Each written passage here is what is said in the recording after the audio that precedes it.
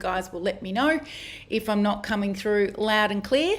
And if you are on with me live, just let me know in the comments or whether you're watching the replay. And hello to those of you that have jumped on just now. So what I want to talk to you about today, again, we're continuing this theme of the things that you need to do in order to start to take control of the business back from the business. So even though the business is not a person technically you're in charge, things can get to a certain point where you feel like you've lost control. And one of the things that we need to work on, we spoke about it last week, is making sure that if we're overbooked, that we put things in place to bring ourselves back to a manageable level. We can go to oversubscribed if we put some certain strategies in place, which is, a deliberate version of overbooked, but with control. Yesterday, I spoke about trying to flip the seesaw that you're on, where you're sort of trying to achieve balance, but you can't, and trying to turn that into harmony. And today I want to talk to you about a concept that we coined early last year after me doing lots and lots of research about it, because one of the things that we try and help our clients with in the engine room is lifestyle, of course. And when the business is in control of things and not you, you tend to spend all of your waking time, or much of your waking time, at work. And even when you're asleep, you're thinking about it. So in order to start to claw things back, we need to start to take some other deliberate moves. And last year we started helping our clients transition over to a 4-day work week, or one of the versions of it.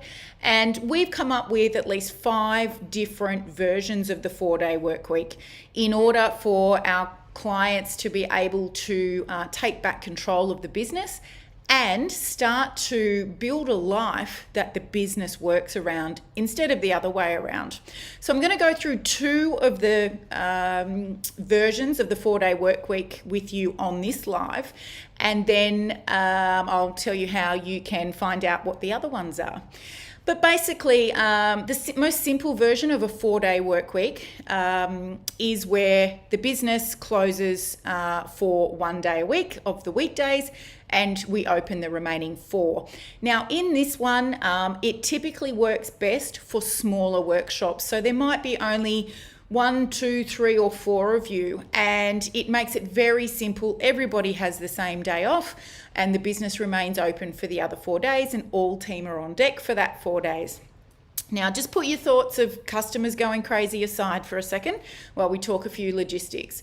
So in this version, you would actually extend your opening hours on the other 4 days so that everybody's working hours can be accommodated. So depending on what your guy's normal working week is, whether it's a 37.5 hour or 40 hour, whatever your arrangement is, you would extend your opening hours to suit. So you might start doing 7:30 to 5:30 or 7:30 to 6.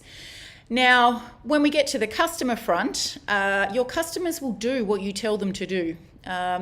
Just like the business is in control, you've also allowed your customers to have control. And the fear of missing out, the FOMO, has dictated to you that you need to, take customer requests and fulfill them at their desire instead of what fits inside your parameters and your boundaries.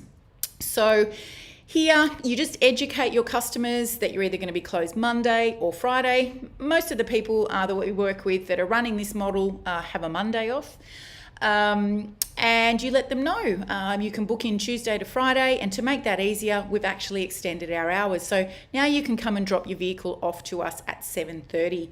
Now you might think, who's going to want to drop their car off at 7:30? But if you let them know that that's the available booking for them, then they'll come and drop it off at 7:30. It's that simple. So it's just a little bit about having documented scripts for your service advisors, or whoever is at the front counter answering the phone, that this is the way we do it now.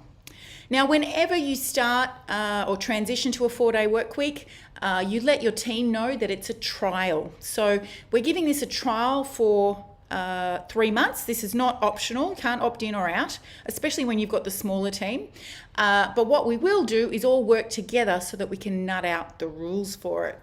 So that's our first way, either closing Monday or Friday. Works best with small workshops, anywhere up to 4 team members. The second way is to have a rotating day off throughout the team. So the business stays open its normal 5 days. Once again, you extend your opening hours because your team are going to rotate through the week for their days off. How do you choose who gets what days?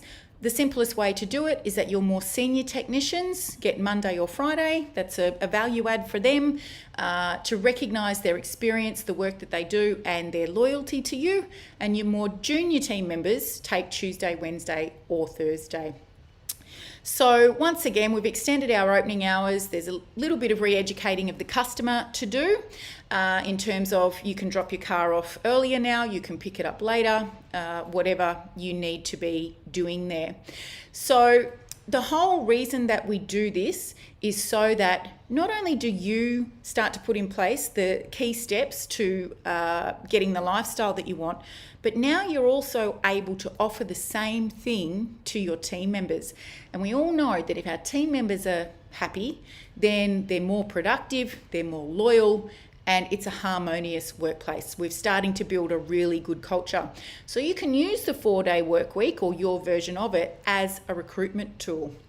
You know, I talk over and over again, especially in this current recruitment market, that you really have to stand out, and offering a 4-day work week is a way that you can stand out. So those 2 versions of the 4-day work week that we've spoken about today is the closing 1 day a week if you're a smaller workshop, and having the rotating day off. And there's 3 more, which we'll be going through in our 1-day accelerator that's happening on Saturday, February 6th. So that's this week. Now, as I've mentioned many times over the last week, it's only $297. We don't want there to be any financial barrier here. You can have yourself, husband or wife, your service manager, whoever you're growing into leadership, as your second person. So it's up to 2 people for $297. Register today. We'll email you over your digital event kit, everything that you need. You can hang out with us for the day, and we will help you put this lifestyle piece together, and we'll be going through not only those 2 versions but the remaining 3 as well, so that you can see which one suits your business the most. So I'm going to drop the link so that you can grab a ticket. And basically, we'll see you again tomorrow. Have a great day.